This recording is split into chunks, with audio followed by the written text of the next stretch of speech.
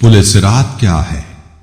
जब सब आसमानी कुर्रे फट जाएंगे और जब सैयारे गिरकर बिखर जाएंगे और जब समंदर और दरिया उभर कर बह जाएंगे और जब कब्रें जेरो जबर कर दी जाएंगी, तो हर शख्स जान लेगा कि क्या अमल उसने आगे भेजा और क्या पीछे छोड़कर आया था।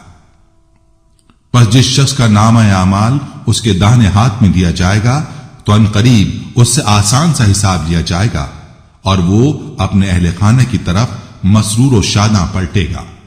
और अलबत्ता वो शख्स जिसका नामा आमाल उसकी पीठ के पीछे से दिया जाएगा, तो वो अनकरीब मौत को पुकारेगा और वो दोजख की भड़कती हुई आग में दाखिल होगा। सूरह अल अनशिकाक आयत नंबर 12। बिस्मिल्लाहिर्रहमानिर्रहीम। अस्सलामु अलैकुम रहमतुल्लाहि व बरकातुहू। मैं हूं जमील अहमद जामी। इस्लामी फलसफा हयात 4 मराहिल पर मुश्तमिल है। अव्वल आलम अरवाह, दोम आलम दुनिया, सोम आलम बरज़ख, चाहरुम आलम बाला। सबसे पहले अल्लाह ताला रूह तख्लीक फरमाते हैं, फिर उस रूह को जिस्म अता करके इस जहान रंग व बू में भेज दिया जाता है। एक मुकर्ररा मुद्दत के बाद जिस्म को रूह से अलग कर लिया जाता है और नेक रूह इलीयीन और बदरूह को सिज्जीन में दाखिल कर दिया जाता है। जन्नत और दोजख में दाखिल होने से पहले एक ऐसे पुल से गुजरना पड़ता है जिसे पुल सिरात कहते हैं। आज हम आपको इस वीडियो में पुल सिरात के बारे में बताएंगे। पुल सिरात क्या है, ये कहां वाक़ है, इसकी लंबाई और चौड़ाई कितनी है, क्या इस पुल पर सफर करना आसान होगा, क्या इस पुल से हर इंसान को गुजरना पड़ेगा, क्या बेदीन और कुफ्फार को भी इस पुल पर से गुजरना पड़ेगा, क्या मुसलमान इस पुल पर से बगैर किसी दिक्कत और परेशानी के गुजर जाएंगे, अल्लाह ताला ने यह पुल क्यों बना रखा है, इस हैबतनाक पुल की क्या अहमियत है। प्यारे नाज़रीन किराम, अल्हम्दुलिल्लाह हम सब मुसलमान हैं और हर मुसलमान के लिए मुंदरजा झेल चीजों पर ईमान रखना जरूरी है। नंबर 1 अल्लाह पर ईमान, नंबर 2 फरिश्तों पर ईमान, नंबर 3 रसूलों पर ईमान, नंबर 4 आसमानी कुतुब पर ईमान, नंबर 5 तकदीर पर ईमान, नंबर 6 जिंदगी बादुल मौत पर ईमान, नंबर 7 आखिरत पर ईमान। नाज़रीन, दिली सुकून सिर्फ अल्लाह ताला पर ईमान लाने से मुयस्सर होता है और ईमान ना रखने वाला दिल सदा डर खौफ में मुब्तला रहता है। कमजोरी उसकी जिंदगी का हिस्सा बन जाती है और कभी उसको करार नहीं मिलता। वो ईमान जिससे इंसान को निजात मिलती है वो अल्लाह की जात पर यकीन है। उसका यह मफहूम होता है कि सच्चे दिल के साथ ये यकीन रखें कि अल्लाह ताला हर चीज का परवरदिगार है, वही उसका मालिक व खालिक है, वही तन्हा इस बात का मुस्तहिक है कि उसके लिए नमाज और रोजा रखा जाए, दुआ और दवा के लिए उसी को पुकारा जाए, उम्मीद और बीम और खुशू व खुजू के साथ इबादत की जाए। वही सारी बाकमाल सिफात से मुत्तसिफ है और हर कमी और ऐब से पाक है। फरिश्तों पर ईमान लाने से मुराद ये मानना है कि फरिश्ते अल्लाह ताला की एक मखलूक हैं। वो सब नूर से पैदा हुए हैं, दिन रात इबादत इलाही में मशगूल रहते हैं, हमारी नजरों से गायब हैं। वो ना मर्द हैं ना औरत, रिश्ते नाते करने और खाने पीने के मोहताज नहीं। तमाम फरिश्ते मासूम हैं, अल्लाह की नाफरमानी और गुनाह नहीं करते। जिन कामों पर अल्लाह ताला ने उन्हें मुकर्रर फरमा दिया है उन्हीं में लगे रहते हैं और तमाम काम और इंतजाम अल्लाह ताला के हुक्म के मुताबिक पूरा करते हैं। वो बेशुमार हैं, उनकी गिनती अल्लाह ताला के सिवा कोई नहीं जानता। इनमें से 4 फरिश्ते मुकर्रब और मशहूर हैं। हजरत जिब्रील अलैहिस्सलाम जो अल्लाह ताला की किताबें और अहकाम और पैगाम पैगंबरों के पास लाते थे, बाज मर्तबा अंबिया अलैहिस्सलाम की मदद करने और अल्लाह और रसूल के दुश्मनों से लड़ने के लिए भी भेजे गए। बाज मर्तबा अल्लाह ताला के नाफरमान बंदों पर अजाब भी उनके जरिए से भेजा गया। हजरत मीकाईल अलैहिस्सलाम जो बारिश वगैरह का इंतजाम करते हैं और मखलूक को रोजी पहुंचाने के काम पर मुकर्रर हैं, और बेशुमार फरिश्ते उनकी मातहती में काम करते हैं। बाज बादलों के इंतजाम पर मुकर्रर हैं, बाज हवाओं के इंतजाम पर मामूर हैं और बाज दरियाओं और तालाबों और नहरों पर मुकर्रर हैं। और इन तमाम चीजों का इंतजाम अल्लाह ताला के हुक्म के मुताबिक करते हैं। रसूलों पर ईमान लाने का मतलब यह है कि अल्लाह ताला ने अपने बंदों तक अपने अहकाम पहुंचाने के लिए उन्हीं में से कुछ बंदों को चुन लिया है जिनको नबी और रसूल कहते हैं।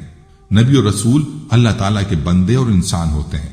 वो सच्चे होते हैं, कभी झूठ नहीं बोलते, ہر قسم کے صغیرہ و کبیرہ گناہوں سے معصوم ہوتے ہیں۔ اللہ تعالیٰ کے احکام پوری طرح سے پہنچا دیتے ہیں اور ان میں کمی بیشی نہیں کرتے اور نہ کسی پیغام کو چھپاتے ہیں۔ رسول اس پیغمبر کو کہتے ہیں جن کو نئی شریعت اور کتاب دی گئی ہو، اور نبی ہر پیغمبر کو کہتے ہیں، خواہ اسے نئی شریعت اور کتاب دی گئی ہو یا نہ دی گئی ہو، بلکہ وہ پہلی شریعت اور کتاب کا تابع ہو۔ پس ہر رسول نبی ہے اور ہر نبی رسول نہیں ہے۔ بعض علماء نے نبی اور رسول کو ایک ہی معنی میں لیا ہے۔ نبوت اور رسالت اپنی محنت و کوشش سے حاصل نہیں ہوتی، بلکہ جس کو اللہ تعالیٰ بنائے وہی بنتا ہے۔ پس یہ مرتبہ اللہ تعالیٰ کی طرف سے عطا کیا جاتا ہے۔ سب نبی مرد ہوئے ہیں، کوئی عورت نبی نہیں ہوئی۔ دنیا میں بہت سے رسول اور نبی آئے، بعض روایتوں میں ان کی تعداد 1,24,000 آئی ہے، اور بعض میں 1,34,000 اور بعض میں 2,24,000۔ یہ تعداد قطعی نہیں ہے، غالباً کثرت سے بیان کے لیے ہے۔ ان کی صحیح تعداد اللہ ہی جانتا ہے۔ ہمیں اور آپ کو اس طرح ایمان لانا چاہیے کہ اللہ تعالیٰ نے جتنے رسول اور نبی بھیجے، ہم ان سب کو برحق اور رسول اور نبی مانتے ہیں۔ ان میں 313 رسول ہیں۔ سب سے پہلے نبی حضرت آدم علیہ السلام ہیں، سب سے آخری رسول حضرت محمد مصطفیٰ صلی اللہ علیہ وآلہ وسلم ہیں۔ یعنی آپ صلی اللہ علیہ وآلہ وسلم خاتم النبیین ہیں۔ آپ صلی اللہ علیہ وآلہ وسلم پر رسالت و نبوت ختم ہو گئی ہے۔ آپ قیامت تک تمام انسانوں اور جنوں کے لیے رسول ہیں۔ آپ صلی اللہ علیہ وآلہ وسلم کے بعد قیامت تک حقیقی یا ذلی یا بزوری کسی قسم کا نبی کوئی رسول نہیں آئے گا۔ آپ صلی اللہ علیہ وآلہ وسلم کے بعد جو شخص حقیقی یا ذلی یا بروزی کسی بھی قسم کی پیغمبری کا دعویٰ کرے وہ جھوٹا اور کافر و دجال ہے۔ حضرت آدم علیہ السلام اور حضرت محمد مصطفیٰ صلی اللہ علیہ وآلہ وسلم کے درمیان میں جو پیغمبر آئے، ان رسولوں پیغمبروں میں بعض کا مرتبہ بعض سے بڑا ہے۔ ہمارے پیغمبر حضرت محمد مصطفیٰ صلی اللہ علیہ وآلہ وسلم تمام نبیوں اور رسولوں سے افضل اور بزرگ ہیں۔ اللہ تعالیٰ کے تو آپ بھی بندے اور فرمانبردار ہیں، اللہ تعالیٰ کے بعد آپ کا مرتبہ سب سے بڑا ہوا ہے۔ حضرت آدم علیہ السلام سے لے کر حضور نبی اکرم صلی اللہ علیہ وآلہ وسلم کی بعثت تک جتنے بھی انبیاء کرام مبعوث ہوئے، اللہ تعالیٰ نے ان میں سے بعض پر کتابیں اور بعض پر صحائف اتارے۔ ان تمام صحیفوں اور کتابوں پر ایمان لانا ایمان بالکتب ہے۔ دوستو، اللہ تعالیٰ نے گزشتہ زمانے میں مختلف قوموں کی ہدایت کے لیے صحیفے اور کتابیں نازل کی ہیں۔ ان میں سے 4 مشہور کتابیں یہ ہیں جو اللہ تعالیٰ نے اپنے پیغمبروں پر نازل فرمائیں۔ توریت سیدنا موسیٰ علیہ السلام پر نازل کی گئی۔ زبور سیدنا داؤد علیہ السلام پر نازل کی گئی۔ انجیل سیدنا عیسیٰ علیہ السلام پر نازل کی گئی۔ قرآن مجید اللہ تعالیٰ کی آخری اور افضل و اکمل کتاب ہے جو اس نے سیدنا محمد مصطفیٰ صلی اللہ علیہ وآلہ وسلم پر نازل فرمائی۔ تقدیر کائنات میں ہونے والے تغیرات کے متعلق اللہ کی طرف سے لگائے گئے اندازے کا نام ہے۔ یہ تغیرات پہلے سے اللہ تعالیٰ کے علم میں ہوتے ہیں اور حکمت الہی کے عین مطابق وقوع پذیر ہوتے ہیں۔ تقدیر پر ایمان لانے کے لیے 4 امور ہیں۔ اول، اس بات پر ایمان لانا کہ اللہ تعالیٰ تمام چیزوں کے بارے میں اجمالی اور تفصیلی ہر لحاظ سے ازل سے ابد تک علم رکھتا ہے اور رکھے گا، چاہے اس علم کا تعلق اللہ تعالیٰ کے اپنے افعال کے ساتھ ہو یا اپنے بندوں کے اعمال کے ساتھ۔ دوم، اس بات پر ایمان لانا کہ اللہ تعالیٰ نے تقدیر کو لوح محفوظ میں لکھ دیا ہے۔ مذکورہ بالا دونوں امور کی دلیل فرمان باری تعالیٰ ہے۔ ترجمہ، کہ آپ نہیں جانتے کہ اللہ تعالیٰ نے جو کچھ آسمانوں میں ہے یا زمین پر سب کو بخوبی جانتا ہے، اور یہ سب کتاب لوح محفوظ میں لکھا ہوا ہے، اور ان سب کے بارے میں علم رکھنا اللہ کے لیے بہت آسان ہے۔ عبداللہ بن عمرو بن عاص رضی اللہ عنہما سے ہے کہ آپ کہتے ہیں کہ میں نے رسول اللہ صلی اللہ علیہ وآلہ وسلم کو فرماتے ہوئے سنا۔ آپ فرما رہے تھے کہ اللہ تعالیٰ نے آسمان و زمین کی تخلیق سے 50,000 سال پہلے ہی تمام مخلوقات کی تقدیریں لکھ دی تھیں۔ اسی طرح آپ صلی اللہ علیہ وآلہ وسلم نے فرمایا، سب سے پہلے اللہ تعالیٰ نے قلم کو پیدا فرمایا اور اسے حکم دیا، لکھو۔ تو قلم نے کہا، یا رب، میں کیا لکھوں؟ اللہ تعالیٰ نے اسے فرمایا، قیامت قائم ہونے تک آنے والی مخلوقات کی تقدیریں لکھ دو۔ سوم، اس بات پر ایمان ہو کہ ساری کائنات کے امور مشیت الہی کے بغیر نہیں چل سکتی، چاہے یہ افعال اللہ تعالیٰ کی ذات سے تعلق رکھتے ہوں یا مخلوقات سے۔ چنانچہ اپنے افعال کے بارے میں اللہ تعالیٰ فرماتا ہے، جس کا ترجمہ ہے، اور آپ کا رب جو چاہتا ہے اور پسند کرتا ہے۔ اس بات پر ایمان لانا کہ اللہ تعالیٰ تمام چیزوں کے بارے میں اجمالی اور تفصیلی ہر لحاظ سے ازل سے ابد تک علم رکھتا ہے۔ اس بات پر ایمان لانا کہ اللہ تعالیٰ نے تقدیر کو لوح محفوظ میں لکھ دیا ہے۔ اس بات پر ایمان ہو کہ ساری کائنات کے امور مشیت الہی کے بغیر نہیں چل سکتے، اور اس بات پر ایمان رکھنا کہ مرنے کے بعد ہمیں پھر زندہ کیا جائے گا۔ حساب کے دن کا نام یوم آخرت اس لیے ہے کہ اس کے بعد کوئی دوسرا دن نہ ہوگا، کیونکہ تمام اہل جنت اور جہنم اپنے اپنے ٹھکانوں میں قرار پا چکے ہوں گے۔ اس دن پر ایمان لانا ارکان ایمان میں سے ایک ہے، جس کے بغیر کسی بھی بندے کا ایمان قابل قبول نہیں۔ دوبارہ اٹھائے جانے پر ایمان لانا، ناظرین، یہی وہ دن ہوگا جس دن انسانوں کو پل صراط سے گزرنا ہوگا۔ پل صراط عقائد اسلامی کے مطابق ایک ایسے پل کا نام ہے جس سے ہر انسان کو جنت میں داخل ہونے کے لیے روز قیامت پر گزرنا ہوگا۔ 1000 برس کی مسافت کا یہ پل بال سے باریک اور تلوار سے زیادہ تیز بیان کیا گیا ہے۔ اس کے راستے کے نیچے جہنم کی آگ ہے جو گناہ گاروں کو گرانے کے لیے جلا دیتی ہے۔ وہ لوگ جنہوں نے اپنی زندگی میں نیک اعمال انجام دیے، انہیں ان کے اعمال کے مطابق تیز رفتاری سے راستے میں منتقل کیا جاتا ہے، اور جو انہیں حوض کوثر کی طرف لے جاتا ہے جو کثرت کی جھیل ہے۔ وہ مسلمان جو فرض نمازیں فجر، ظہر، عصر، مغرب، عشاء پڑھتے ہیں اور سورہ فاتحہ کی تلاوت کرتے ہیں، یہ ایک ایسی دعا ہے جس میں وہ خدا سے ان کی رہنمائی کرنے کی دعا کرتے ہیں۔ صراط کے بارے میں یہ مشہور ہے کہ وہ بال سے زیادہ باریک، تلوار سے تیز اور پانی سے زیادہ نرم ہے۔ نیز یہ بھی کہا جاتا ہے کہ اس کی مسافت 1500 سال کی ہے، 500 سال چڑھائی، 500 سال ہموار اور 500 سال اترائی ہے۔ آپ کو بتاتے ہیں کہ اس کی حقیقت کیا ہے۔ پل صراط کا بال سے زیادہ باریک اور تلوار سے زیادہ تیز ہونا صحیح احادیث سے ثابت ہے، البتہ پانی سے زیادہ نرم ہونے والی بات کوشش کے باوجود نہیں مل سکی۔ حضرت ابو سعید خدری رضی اللہ عنہ سے مروی ہے کہ رسول اللہ صلی اللہ علیہ وآلہ وسلم سے دریافت کیا گیا کہ یا رسول اللہ، پل کیسا ہوگا؟ آپ صلی اللہ علیہ وآلہ وسلم نے فرمایا، ایک پھسلنے کا مقام ہوگا، وہاں آنکڑے ہوں گے اور کانٹے جیسے نجد میں ایک کانٹا پایا جاتا ہے جس کو سعدان کہتے ہیں، یعنی ٹیڑھے سر والا۔ مومن اس پر سے گزریں گے، بعض پلک جھپکنے کی سی تیز رفتاری میں، بعض بجلی کی طرح، بعض پرندے کی مانند، بعض تیز گھوڑوں کی طرح، بعض اونٹوں کی طرح، اور بعض بالکل جہنم سے بچ کر پار ہو جائیں گے، اور بعض کچھ صدمہ اٹھائیں گے لیکن پار ہو جائیں گے، اور بعض صدمہ اٹھا کر جہنم میں گر جائیں گے۔ حضرت ابو سعید خدری رضی اللہ عنہ فرماتے ہیں کہ مجھے یہ حدیث پہنچی کہ پل بال سے زیادہ باریک ہوگا اور تلوار سے زیادہ تیز ہوگا۔ پل صراط کی مسافت کے حوالے سے متعدد روایات ملتی ہیں، کچھ میں مسافت 3000 سال مذکور ہے، جبکہ ابن عساکر رحمہ اللہ نے تاریخ دمشق میں حضرت فضیل بن عیاض رحمہ اللہ سے روایت نقل کی ہے کہ پل صراط کا سفر 15000 سال کی رہا ہے، 5000 سال اوپر چڑھنے کے، 5000 سال نیچے اترنے کے، اور 5000 سال اس کی پشت پر چلنے کے۔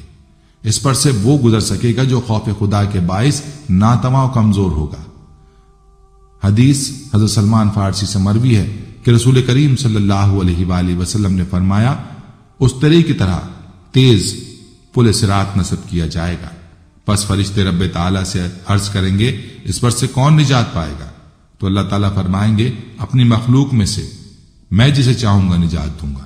تو فرشتے خوف کے مارے عرض کریں گے، اے اللہ، آپ کی ذات پاک ہے، ہم نے تیری عبادت اس طرح سے نہیں کی جس طرح تیری عبادت کرنے کا حق تھا، آپ ہمیں اپنی عبادت کی کوتاہیوں پر مواخذہ نہ کریں بلکہ معاف فرما دیں۔ حضور اکرم صلی اللہ علیہ وآلہ وسلم نے فرمایا، تم جہنم کے پل پر چلو گے، تم میں سے جو انگارے کو رون دے گا تو کہے گا ہس ہس، تو اللہ تعالیٰ فرمائیں گے جنت کے قریب ہو جا۔ لوگ پل صراط پر اپنے اعمال کے مطابق گزریں گے۔ دوستو، پل صراط جہنم پر بنایا جانے والا پل ہے۔ اللہ تعالیٰ ہم سب کو جہنم سے محفوظ فرمائے۔ لوگ اس پل پر اپنے اعمال کے مطابق رفتار سے گزریں گے، چنانچہ کچھ تو آنکھ جھپکنے میں گزر جائیں گے اور کچھ بجلی کی طرح، کچھ تیز ہوا کی مانند، کچھ لوگ تیز رو گھوڑوں کی طرح گزریں گے۔ کچھ ایسے بھی ہوں گے جو دوڑ کر گزریں گے، کچھ چل کر، کچھ رینگتے ہوئے عبور کریں گے، جبکہ کچھ ایسے بھی ہوں گے جنہیں اچک کر جہنم میں ڈال دیا جائے گا۔ یعنی ہر شخص اپنے اعمال کے مطابق رفتار کے ساتھ اس پل کو عبور کرے گا۔ جیسے کہ صحیح بخاری میں ابو سعید خدری رضی اللہ عنہ سے ایک لمبی حدیث میں مروی ہے کہ صراط لایا جائے گا اور جہنم کی پشت پر لا کر رکھ دیا جائے گا۔ ہم نے کہا اللہ کے رسول، پل صراط کیا ہے؟ آپ نے فرمایا پھسلنے اور گرنے کی جگہ ہے، اس پر کانٹے اور آنکڑے ہیں اور چوڑے کھردرے کانٹے ہیں اور ایسے ٹیڑھے کانٹے جو نجد میں ہوتے ہیں، انہیں سعدان کہا جاتا ہے۔ مومن اس پہ چشم زن، بجلی کی طرح، ہوا کی طرح، تیز رفتار گھوڑوں اور سواریوں کی رفتار سے گزر جائیں گے۔ ان میں سے بعض تو صحیح سلامت بچ کر نکل جائیں گے اور بعض اس حالت میں نجات پائیں گے کہ انہیں خراش لگ چکی ہوں گی یا ان کے اعضاء جہنم کی آگ سے جھلسے ہوئے ہوں گے، یہاں تک کہ ان کا آخری شخص گھسٹ کر نکل جائے گا۔ صحیح مسلم میں یہ بھی الفاظ ہیں کہ ابو سعید خدری کہتے ہیں مجھے یہ بات پہنچی کہ پل صراط بال سے زیادہ باریک اور تلوار سے زیادہ تیز ہے۔ امام نووی رحمہ اللہ اس حدیث کی شرح میں کہتے ہیں کہ رسول اللہ صلی اللہ علیہ وآلہ وسلم کا فرمان بعض تو صحیح سلامت بچ کر نکل جائیں گے، جس کا مطلب یہ ہے کہ بچنے والوں کی 3 قسمیں ہوں گی۔ ایک قسم وہ ہے جسے کسی قسم کی خراش نہیں آئے گی اور صحیح سلامت گزر جائیں گے، اور ایک قسم وہ ہے جس کو خراشیں آئیں گی اور آخرکار بچ کر نکل جائیں گے، اور ایک وہ قسم ہے جس میں کانٹے چبھ جائیں گے اور وہ گر جائیں گے، پھر جہنم میں جا گریں گے۔ شیخ ابن عمسین رحمہ اللہ کہتے ہیں پل صراط چونکہ جہنم پر بنایا گیا ہے اور یہ بہت باریک بھی ہے، چنانچہ جو شخص دنیا میں نیکیاں کرنے میں تاخیر نہیں کرتا، فوری کر گزرتا تھا، وہ پل صراط پر بھی فوری گزر جائے گا، اور جو شخص تاخیر کا شکار رہتا اور جس کے اعمال میں بدعمالیاں بھی شامل تھیں، اللہ تعالیٰ نے اس کی بدعمالیوں کو معاف نہیں فرمایا ہوگا تو وہ ممکن ہے کہ جہنم میں گر جائے۔ اللہ تعالیٰ ہم سب کو اپنی پناہ میں رکھے۔ پل صراط پر سے گزرنے کے لیے یہ مختصر سا بیان ہے کہ لوگ پل صراط پر سے اپنے اعمال کے مطابق رفتار سے گزریں گے۔ نبی اکرم صلی اللہ علیہ وآلہ وسلم نے فرمایا میں نے اپنے ایک امتی کو دیکھا جو پل صراط پر کبھی گھسٹ کر چل رہا تھا، کبھی گھٹنوں کے بل چل رہا تھا، اتنے میں وہ درود شریف آیا جو اس نے مجھ پر بھیجا تھا، اس نے اسے کھڑا کر دیا یہاں تک کہ اس نے پل صراط کو پار کر لیا۔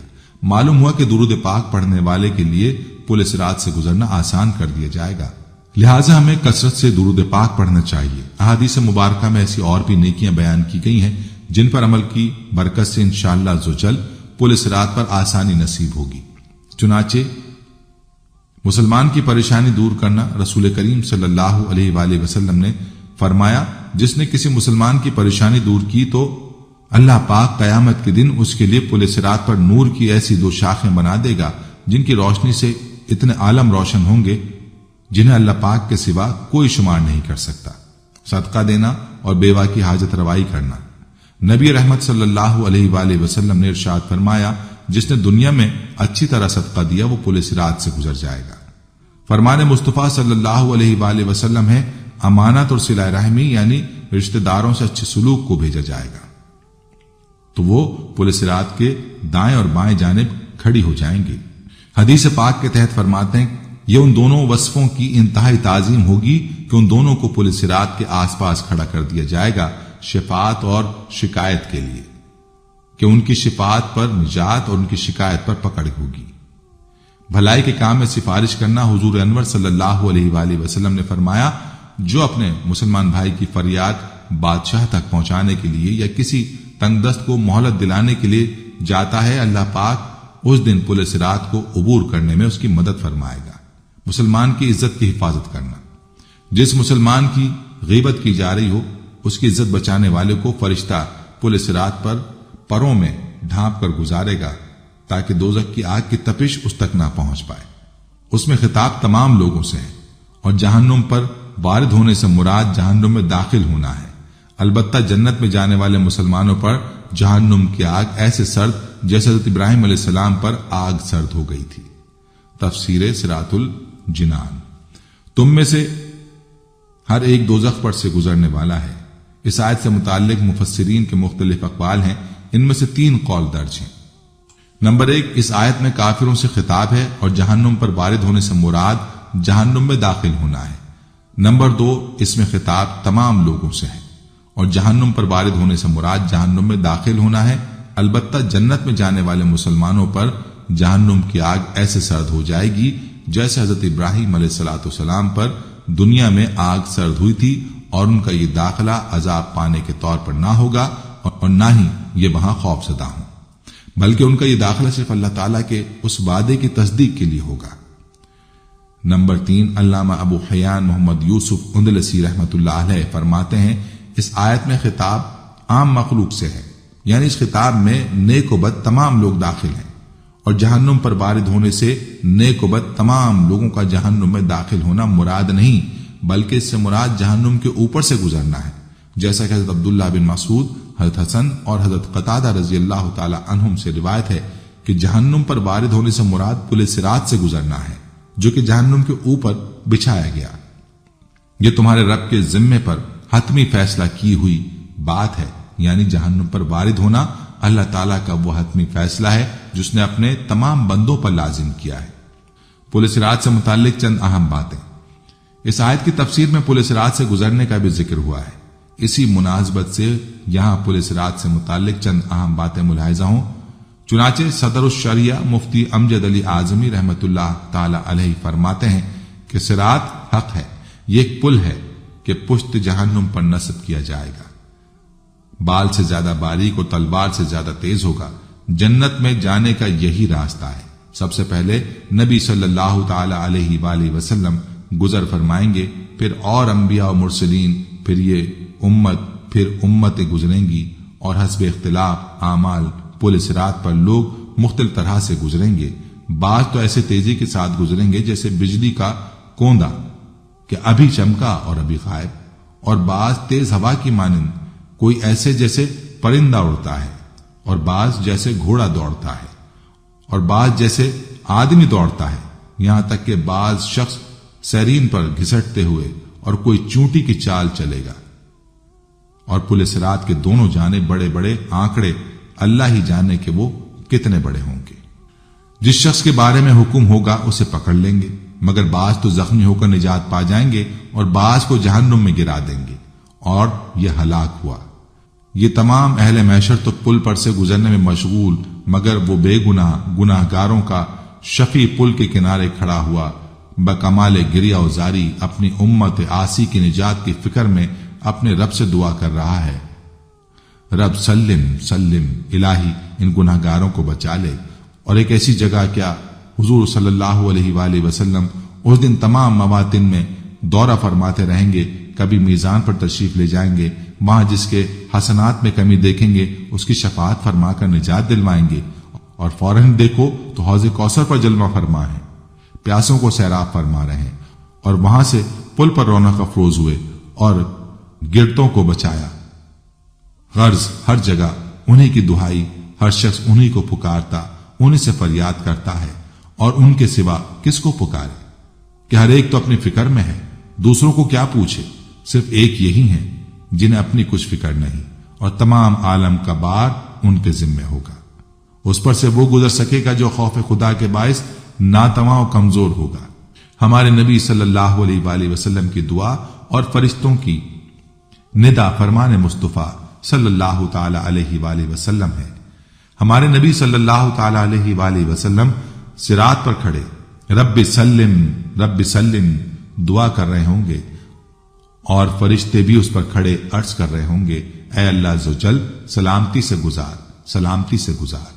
پل صراط پر مومنوں کا شعار یہ ہوگا جیسے کہ نبی پاک صلی اللہ علیہ وآلہ وسلم نے فرمایا، پل صراط پر مومنین کا شعار ہوگا رب سلم، یعنی یا اللہ ہمیں سلامتی کے ساتھ گزار، سلامتی کے ساتھ گزار۔ پل صراط سے گزرنے کا مرحلہ انتہائی مشکل اور اس کا منظر بہت خوفناک ہے۔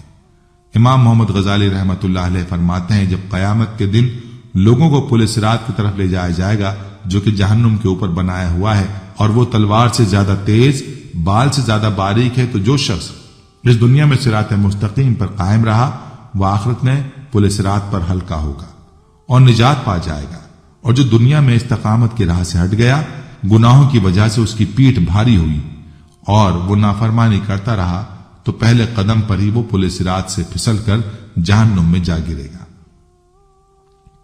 تو اے بندے، ذرا سوچ کے اس وقت تیرا دل کس قدر گھبرائے گا جب تو پل صراط پر اور اس کی باریکی کو دیکھے گا، پھر اس کے نیچے جہنم کی سیاہی پر تیری نظر پڑے گی،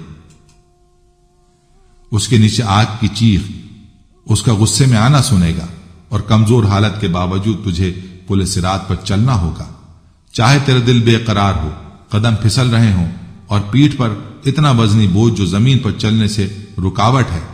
نیز پل صراط کی باریکی پر چلنا تو ایک طرف رہا، اس وقت تیری کیا حالت ہوگی جب تو اپنا ایک پاؤں اس پل پر رکھے گا اور اس کی تیزی کو محسوس کرے گا، لیکن نہ چاہتے ہوئے بھی دوسرا قدم اٹھانے پر مجبور ہوگا، اور تیرے سامنے لوگ پھسل پھسل کر گر رہے ہوں گے، اور جہنم کے فرشتے انہیں کانٹوں اور مڑے ہوئے سروں والے لوہے سے پکڑ رہے ہوں گے، اور تو ان کی طرف دیکھ رہا ہوگا کہ وہ کس طرح سر نیچے اور پاؤں اوپر کیے ہوئے جہنم میں جا رہے ہوں گے۔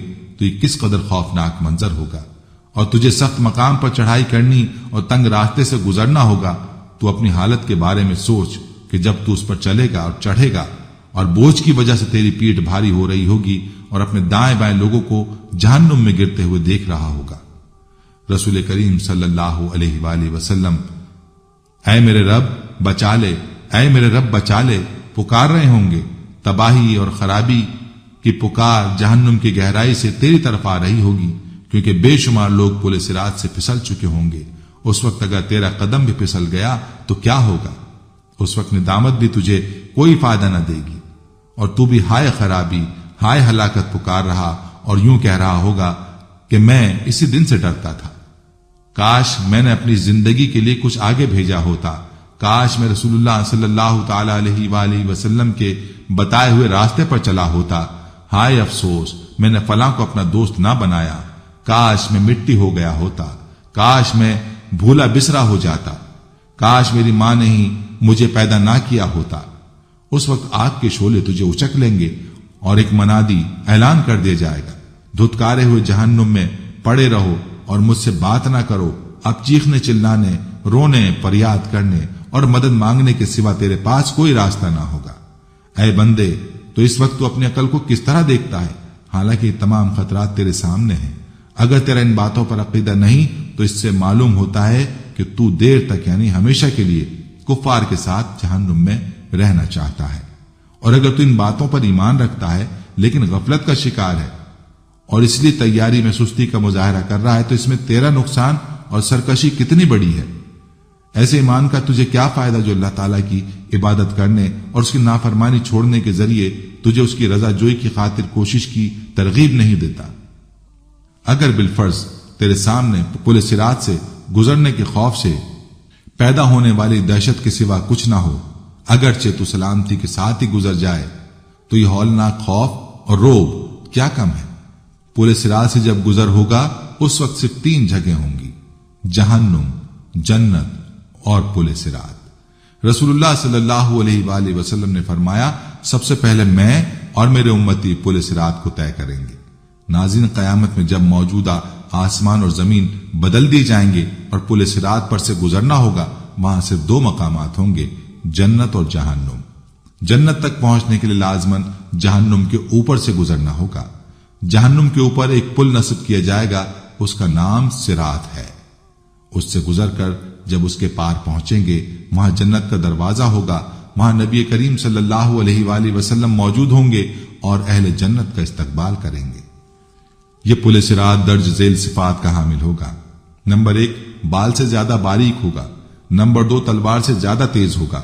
نمبر 3، سخت اندھیرے میں ہوگا، اس کے نیچے گہرائیوں میں جہنم کی نہایت تاریکی میں ہوگی، سخت بکھری ہوئی اور غضبناک ہوگی۔ نمبر 4، گناہگار کے گناہ اس پر سے گزرتے وقت مجسم اس کی پیٹھ پر ہوں گے۔ اگر اس کے گناہ زیادہ ہوں گے تو اس کے بوجھ سے اس کی رفتار ہلکی ہوگی۔ اللہ تعالی ہمیں اس صورت میں اپنی پناہ میں رکھے، اور جو شخص گناہوں سے ہلکا ہوگا تو اس کی رفتار پل صراط پر تیز ہوگی۔ رسول اللہ صلی اللہ علیہ وآلہ وسلم پل صراط کی دوسری جانب جنت کے دروازے پر کھڑے ہوں گے۔ جب تم پل صراط پر پہلا قدم رکھ رہے ہوگے۔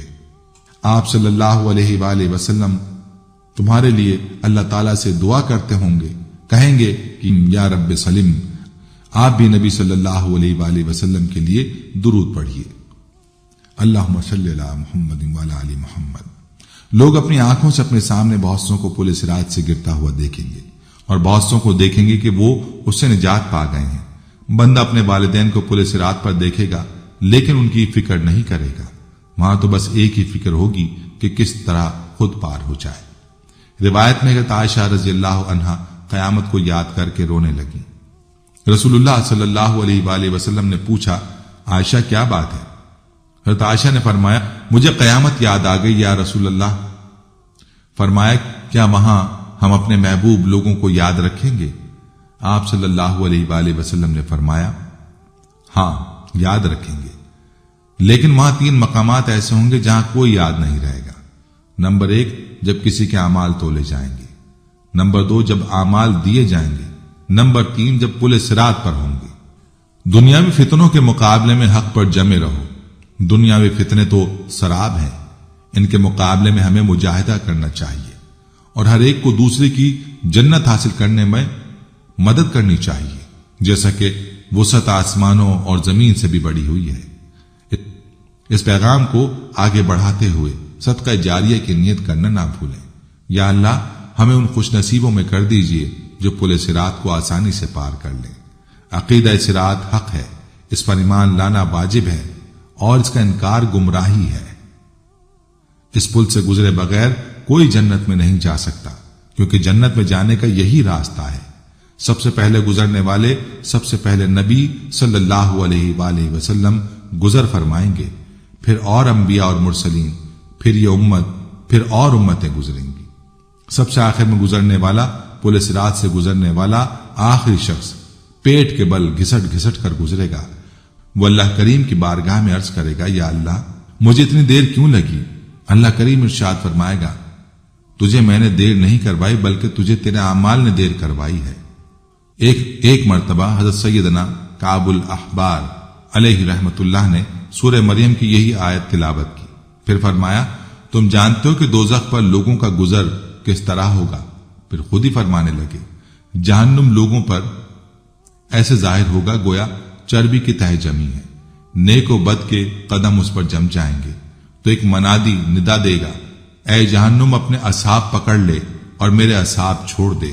پھر جہنم میں جانے والے اس میں گرنے لگیں گے، وہ انہیں اس طرح پہچان لے گا جیسے کوئی باپ اپنے بیٹے کو پہچانتا ہے۔ مومن اسے اس طرح پار کر لیں گے کہ ان کے کپڑوں پر کوئی نشان نہیں ہوگا۔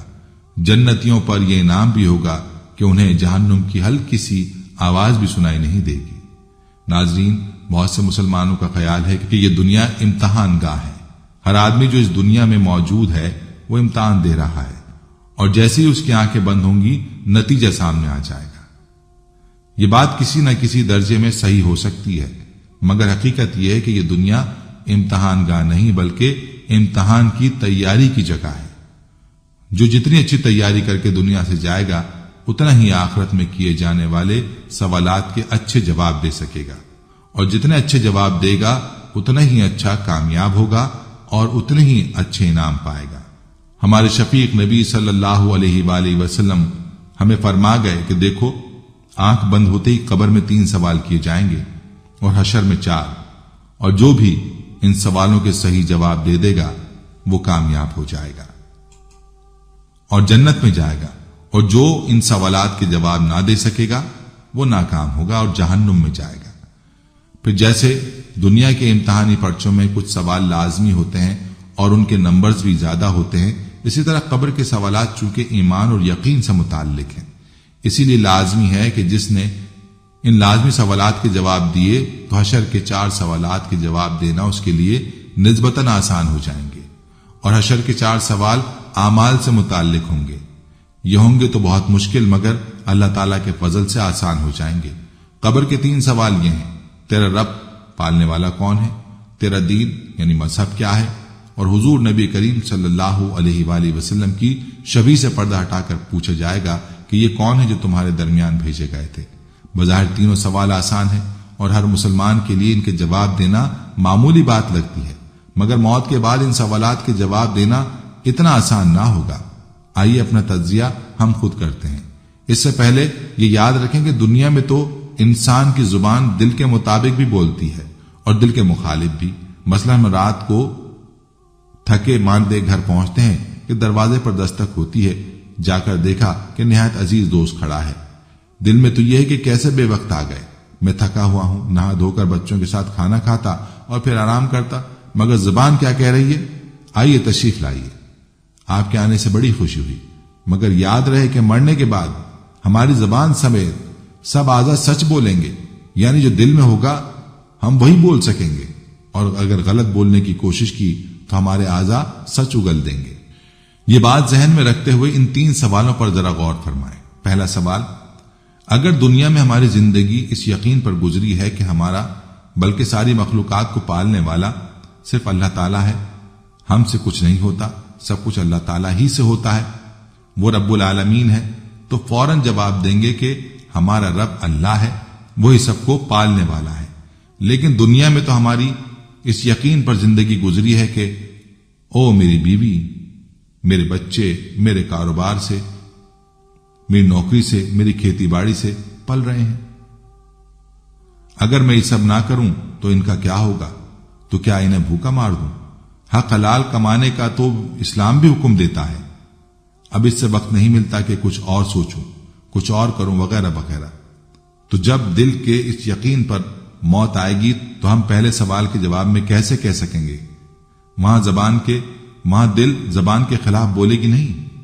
دوسرا سوال، اگر پورے کے پورے دین پر چلتے ہوئے اس دنیا سے رخصت ہوئے تو فوراً جواب دے دیں گے کہ ہمارا دین اسلام ہے، مگر ہمیں تو اپنے دین کے احکام کا پتہ ہی نہیں، نہ کبھی سیکھنے کی کوشش کی۔ ہماری شادی بیاہ ہو یا کوئی تقریب و کاروبار یا معاملات، معیشت ہو یا معاشرت، یہود و نصارہ کے بنائے ہوئے اصول ہی سے مطابقت رکھتے ہیں۔ ایسی زندگی گزار کر جب ہم قبر میں پہنچیں گے تو یہ کیسے کہہ سکیں گے کہ ہمارا دین اسلام ہے؟ زبان دل کے خلاف تو بولے گی نہیں۔ تیسرا سوال، اگر اس حال میں زندگی گزاری کہ حضور صلی اللہ علیہ وآلہ وسلم سے محبت اور عقیدت اپنے ماں باپ، اپنی آل و اولاد، بہن بھائی، مال و دولت سے بھی زیادہ تھی، ہر سنت پر عمل کرنے کی تڑپ تھی، آپ صلی اللہ علیہ وآلہ وسلم کے احکام کو سر آنکھوں پر رکھتے تھے، آپ صلی اللہ علیہ وآلہ وسلم کی ختم نبوت، عزت و حرمت، ناموس کی حفاظت کے لیے اپنی جان و مال نچھاور کرنے کے لیے ہر وقت تیار رہتے تھے، تو فوراً جواب دے دیں گے کہ یہ اللہ تعالیٰ کے آخری رسول صلی اللہ تعالی علیہ وآلہ وسلم ہیں، ہم ان پر ایمان لائے تھے اور ان کی تابعداری کی تھی۔ مگر دنیا میں تو جب ہمیں کہا جاتا ہے کہ نبی صلی اللہ علیہ وآلہ وسلم سے محبت کی دلیل آپ کی اتباع میں ہے، جتنی محبت ہوگی اتنی اتباع سنت ہم سے ظاہر ہوگی، تو کہتے ہیں کہ ہم سے تو فرض ہی پورے ہو جائیں، یہ غنیمت ہے۔ سنت پر عمل کرنا تو اس زمانے میں مشکل کام ہے۔ شادی بیاہ، کاروباری معاملات، پڑوسیوں اور قرابت داروں کے حقوق وغیرہ کا تو ذکر ہی کیا۔ اگر داڑھی کی اہمیت کے بارے میں بتایا جائے تو کہتے ہیں کہ اس سے کیا ہوتا ہے؟ دل میں ایمان ہونا چاہیے۔ فرنگی لباس چھوڑنے کا ذکر آتا ہے تو کہتے ہیں کہ اس سے کیا ہوتا ہے؟ اسلام تو صرف سطر ڈھانپنے کا حکم دیتا ہے، وغیرہ وغیرہ۔ غرض یہ کہ چھوٹی بڑی کسی سنت کا ذکر آئے، شیطان ہمیں حدیث پاک جو آدمی کسی قوم کی مشابہت اختیار کرے وہ ان میں سے ہوگا بھلا کر اس کی تعویلات میں الجھا دیتا ہے۔ قبر کے یہ 3 سوال جن کا تعلق ایمان اور یقین سے ہے، ان کا جواب دینا ہمارے لیے مشکل اس لیے ہوگا کہ دنیا میں ہم نے ایمان و یقین بنانے کی محنت تو کی ہی نہیں، صبح سے رات تک محنت کی تو بس دنیا کمانے کی، تو ایمان کیسے بنے گا؟ حشر میں 4 سوال ہوں گے، ان کا تعلق اعمال سے ہے، اور وہ یہ ہے کہ عمر کس مشغلے میں خرچ کی، جوانی کس کام میں خرچ کی، مال کس طرح سے کمایا تھا اور کس مصرف میں خرچ کیا، اور اپنے علم پر کتنا عمل کیا۔ جب زندگی یہود و نصارہ کے مشاغل میں خرچ ہوئی، جوانی فلم، ٹی وی، ڈش اور دوسری عیاشیوں میں خرچ ہوئی ہو، مال جائز ناجائز طریقے سے کمایا ہو، اپنے نفس کی خواہشات پوری کرنے میں خرچ ہوا ہو، علم حاصل ہی نہیں کیا، تو عمل کیسا؟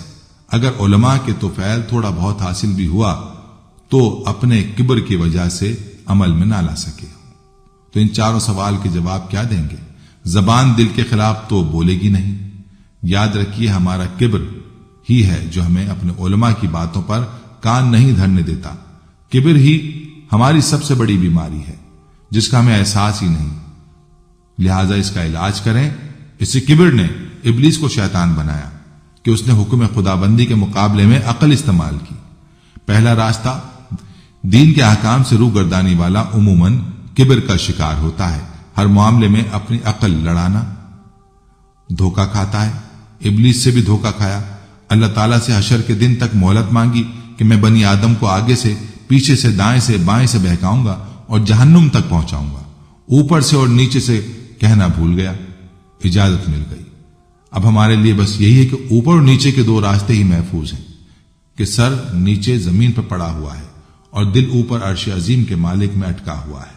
آنکھوں میں آنسو ہیں، زبان پر اللہ تعالیٰ کی عظمت و بڑائی اور اپنے پچھلے گناہوں اور کوتاہیوں پر شرمندگی کے ساتھ استغفار ہو، اپنی کم مائیگی کے اظہار کے ساتھ اللہ تعالیٰ سے مدد کی درخواست ہو کہ یہی ہماری کامیابی کی بنیاد ہے۔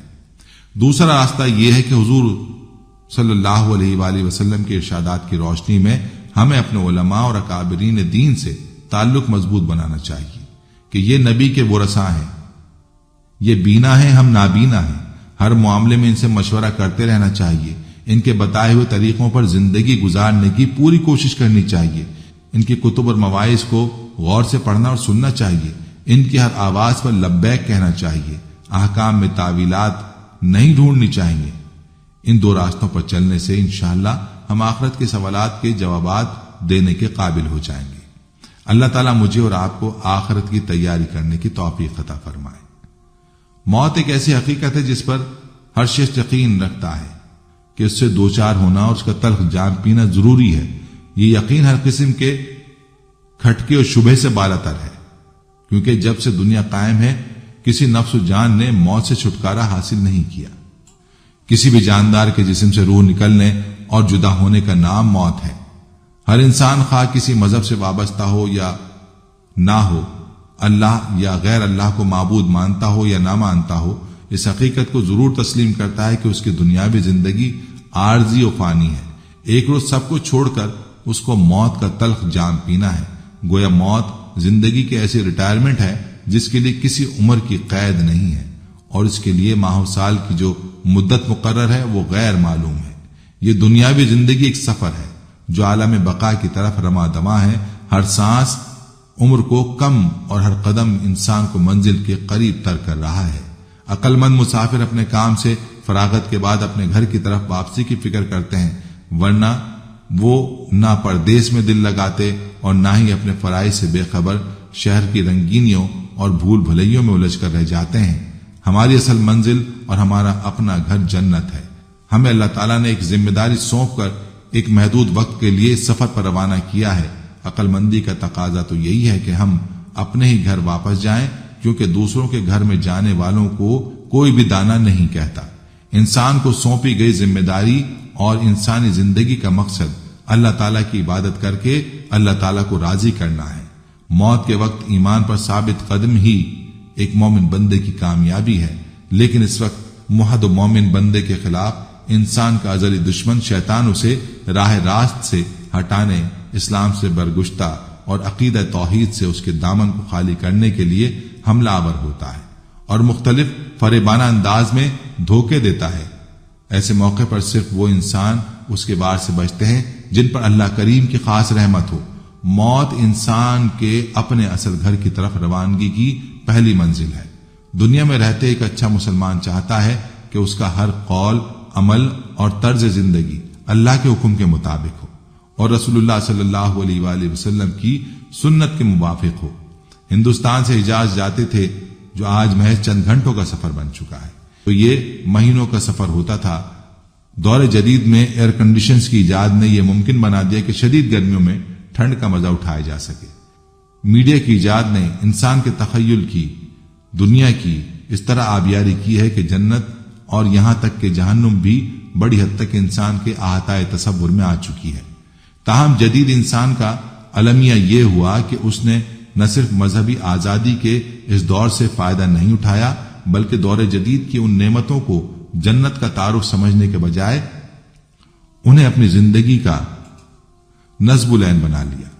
इंसान हर नेमत को इसी दुनिया में हासिल करना चाहता है और हर कीमत पर हासिल करना चाहता है, हत्ता कि जन्नत की कीमत पर भी करप्शन, जुल्म, रिश्वत, मिलावट और इस तरह के दीगर रवैये जिनसे हर एक इंसान को रब की फिरदौस से महरूम कर देगा। लोग इसलिए इख्तियार करते हैं कि इनसे दुनिया की जन्नत मिलती है। हमारे नजदीक इस सूरत हाल के जहां और दीगर असबाब हैं, वहीं अहले मजहब अपने आप को इस सूरत हाल से बरी जिम्मा करार नहीं दे सकते। मजहबी लोग जिनकी ये जिम्मेदारी थी कि वो लोगों को खुदा की जन्नत की तरफ बुलाएं, मगर उन्होंने लोगों को दीन के नाम पर ऐसी चीजों में उलझा दिया है जो कुरान के नजदीक नॉन इश्यूज हैं। आज के ज्यादातर मजहबी लोगों का असल मसला फिरकावारियत है। उसके साथ दीन की दावत उनके नजदीक चंद जाहिरी अमाल को बिला सोचे समझे इख्तियार कर लेने का नाम है। ताहम दौर जदीद का सबसे बड़ा मजहबी अलमिया यह है कि जो लोग इस उम्मत में कुरान की दावत लेकर उठे, उनके नजदीक कुरान की असल दावत दुनिया में दिन हक का गलबा था। यह मौका नहीं है कि इस गलत इज्तिहाद की तफसील बयान की जाए, मगर इस जहन का नतीजा यह निकला कि कुरान का असल पैगाम यानी कयामत के दिन रब के हुजूर पेशी के लिए तैयारी दीनदार लोगों की तरजीहात में बहुत पीछे रह गया। कुरान को आप खाली उस जहन होकर पढ़िए तो आप पर यह हैरत अंगेज इंकशाफ होगा कि हमारे मजहबी लोगों के नजदीक जो चीजें बुनियादी मसला है, कुरान को उनसे कोई दिलचस्पी नहीं। कुरान के नजदीक असल मसला यह है कि इंसान जहन्नुम की आग से बच जाए और जन्नत में अपने रब की रहमतों का हकदार बन जाए। नाज़रीन, ये थी हमारी आज की वीडियो। उम्मीद है कि आपको हमारी आज की ये वीडियो पसंद आई होगी। अगर वीडियो पसंद आई है तो इसे लाइक करें और अपने प्यारों और दोस्तों के साथ जरूर शेयर करें। कमेंट्स में आप हमें बताएं कि आप और किन मौजूआत पर वीडियो देखना चाहते हैं। इसके साथ साथ आप कमेंट्स में हमसे सवालात भी पूछ सकते हैं, लेकिन ये सब करने से पहले हमारे चैनल को सब्सक्राइब कर लें और बेल के बटन को भी प्रेस कर लें, ताकि हमारी आने वाली मजीद मालूमाती वीडियोस का नोटिफिकेशन आपको बर वक्त मिल सके और आप इल्म के इस खजाने से मुस्तफीद हो सकें। अब मुलाकात होगी आने वाली वीडियो में। तब तक के लिए खुदा आपका हामी नासिर हो। फी अमानिल्लाह। हर वीडियो के इख्तिताम पर एक दुआ का सिलसिला शुरू किया हुआ है। जो भी इस दुआ में शामिल होगा, मेरा यह दावा है कि अल्लाह करीम उसकी तकदीर को बदल देगा। पहले मेरे तमाम साथी, माएं, बहनें सब मिलकर मेरे साथ दुरूद शरीफ पढ़ने और कसरत के साथ कमेंट्स में आमीन लिखें। अल्लाह इस आमीन को लिखने की बरकत से आपकी और मेरी तकदीर बदल देगा। दुरूद इब्राहिमी पढ़ लें। अल्लाहुम्मा सल्ली अला मुहम्मदिन व अला आलि मुहम्मदिन कमा सल्लैता अला इब्राहीमा व अला आलि इब्राहीमा इन्नका हमीदुम मजीद। अल्लाहुम्मा बारिक अला मुहम्मदिन व अला आलि मुहम्मदिन कमा बारकता अला इब्राहीमा व अला आलि इब्राहीमा इन्नका हमीदुम मजीद। ऐ अल्लाह, हम तेरे गुनाहगार बंदे, हम तेरे खताकार बंदे, हम तेरे आजिज बंदे तेरी पाकी बयान करते हैं और तेरे आगे दुआ के लिए हाथ फैलाते हैं। हमारी खताओं को मुआफ फरमा, हमारे गुनाहों को मुआफ फरमा। ऐ अल्लाह, हम अपने अगले पिछले सगीरा कबीरा, छोटे बड़े सभी गुनाहों, खताओं और नाफरमानियों की तुझसे माफी मांगते हैं। ऐ अल्लाह, ऐ रब्बुल इज्जत, हम अपने गुनाहों से तौबा करते हैं, हमारी तौबा कबूल कर ले। ऐ पाक परवरदिगार, हम सबको सच्चा और पक्का मुसलमान बना दे, हम सबको इस्लाम पर इस्तकामत नसीब फरमा दे, हमें कामिल और पुख्ता ईमान वाला बना। ऐ पाक परवरदिगार, तमाम मुसलमानों को ख्वाब गफलत से बेदार कर दे।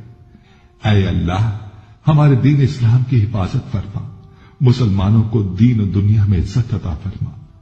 ऐ अर्शे मौला के मालिक, ऐ हिकमत वाले, ऐ कायनात के रब, हमारे दिलों को गुमराह होने से बचा, जिस तरह से पहली कौमें गुमराह हुई हैं और जिस तरह से पहली कौमों ने अपने अंबिया की नाफरमानी की है। ऐ अल्लाह, तू हमें ऐसी नाफरमानी से बचा। ऐ अल्लाह, तू हमें उन अजाबों से बचा जो तूने पिछली कौमों पर नाजिल किए हैं। ऐ अल्लाह, तू हमें उन तमाम गुनाहों से बचा जिन गुनाहों में पिछली कौमें मुब्तला हुई हैं। ऐ मौलाए करीम, तू हमारी हिफाजत फरमा हर उस फेल से जो तेरी नाराजगी और तेरे गजब का सबब बना। اے اللہ ہماری زندگی کو اپنی چاہت کے مطابق ڈھال دے، ہمیں صرف اور صرف نیکی کی توفیق عطا فرما، ہم نیکی کی باتوں کو سننے والے بن جائیں اور ان پر عمل کرنے والے بن جائیں، اور نیکی کی باتوں کو پھیلانے کی ہمیں توفیق عطا فرما۔ اے اللہ یہ دور فتنے کا دور ہے، امت کے اندر ہر طرح کے گناہ پائے جاتے ہیں، تو ہمارے حال پر رحم فرما اور ہمیں گناہوں سے بچنے کی توفیق عطا فرما۔ اے اللہ تو کریم ہے، تو رحیم ہے، تو رحمان ہے، تو غفور الرحیم ہے، تو ہمارے گزشتہ گناہوں کو معاف فرما دے اور آئندہ کے لیے ہمیں گناہوں سے بچنے کی توفیق عطا فرما۔ اے اللہ ہمارے تن من، ہمارے دل کو، دماغ کو، روح کو، جسم کو پاکیزہ بنا دے، ہمارے دلوں پر لگے زنگ کو، ہمارے دلوں پر جمی گندگی اور میل کو اپنی رحمت سے دھو ڈال۔ اے اللہ ہمیں اپنے عذاب اور رسوائی سے بچا۔ اے پاک پروردگار تمام مسلمانوں کی افلاس، سستی اور غفلت سے حفاظت فرما۔ یا اللہ اسلام کا بول بالا فرما، اسلام کا جھنڈا بلند فرما۔ اے اللہ کل امت محمدیہ کو حشر کی رسوائی سے پناہ عنایت فرما۔ اے اللہ ہم سے راضی ہو جا، ہمیں شیطان اور نفس کے شر سے بچا۔ اے پاک پروردگار ہمارے قدموں کو صراط مستقیم پر قائم رہنے والا بنا دے، ہم پر اپنی خاص رحمت نازل فرما اور اپنے قہر و غضب سے بچا لے۔ اے اللہ ہمیں ان لوگوں کی صحبت عطا فرما جو کہ تیرے پسندیدہ بندے ہوں، اور ہمیں تجھ سے قریب کر دیں، جو تیری یاد دلاتے رہیں اور ہمارے ایمان میں اضافے کا سبب بنے، اور ہماری نیکی کے سفر کی منزل جنت ہو اور تیری رضا کا حصول ہو۔ اے اللہ ہمیں وہ طاقت نہ دے جس سے ہم دوسروں کو کمزور کر دیں، ہمیں وہ دولت نہ دے جس کی خاطر ہم دوسروں کو غریب سمجھیں، ہمیں وہ علم نہ دے جسے ہم اپنے سینے میں چھپا کر رکھیں، ہمیں وہ بلندی نہ دے کہ ہمیں پستی میں کچھ نظر نہ آئے، ہمیں وہ سب کچھ دے جو ہم دوسروں میں بانٹ سکیں اور سب کے برابر ہو جائیں۔ اے پاک پروردگار کوئی کام آسان نہیں مگر تو جسے آسان کر دے، اور جب تو چاہتا ہے مشکل کو آسان کر دیتا ہے۔ یا اللہ جتنے بھی مسلمان بہن بھائی مشکل میں ہیں ان کی مشکلات کو آسان فرما دے۔ یا اللہ ہمیں کبھی بھی کسی بھی حالات میں مشکلوں اور پریشانیوں میں، خوشیوں میں، راحتوں میں کبھی بھی اکیلا مت چھوڑنا۔ اے پاک پروردگار ہماری کوشش یہی ہے کہ ہم نیکی کی بات کو پھیلائیں تاکہ تمام انسان ان گناہوں سے خود کو بچا سکیں جن گناہوں کی وجہ سے گزشتہ قوموں پر عذاب نازل ہوئے۔ اے مولا کریم نیکی کی ان باتوں کو پھیلانے میں تو ہماری مدد و نصرت فرما اور ہمیں نیکی کی باتوں کو پھیلانے کی توفیق عطا فرما۔ اے اللہ نیکی کی باتوں کو پھیلانے کی ہماری اس کوشش کو قبول فرما اور ہماری اس کاوش کو ہماری نجات کا ذریعہ بنا۔ یا اللہ ہماری ان تمام حاجات کو، ہماری ان تمام دعاؤں کو جو ہمارے لبوں سے ادا ہوئیں یا جو ہمارے دلوں میں ہیں، اپنے حضور شرف قبولیت عطا فرما۔ ہمیں اپنے در سے خالی ہاتھ نہ لوٹانا، ہماری جھولی کو بھر دینا۔ اے تمام جہانوں کے مالک دنیا سے رخصت ہوتے وقت ہماری زبان پر کلمہ طیبہ جاری فرمانا اور قیامت کے دن ہمیں اپنے عرش کے سائے میں جگہ عطا فرمانا۔ آمین آمین آمین یا رب العالمین۔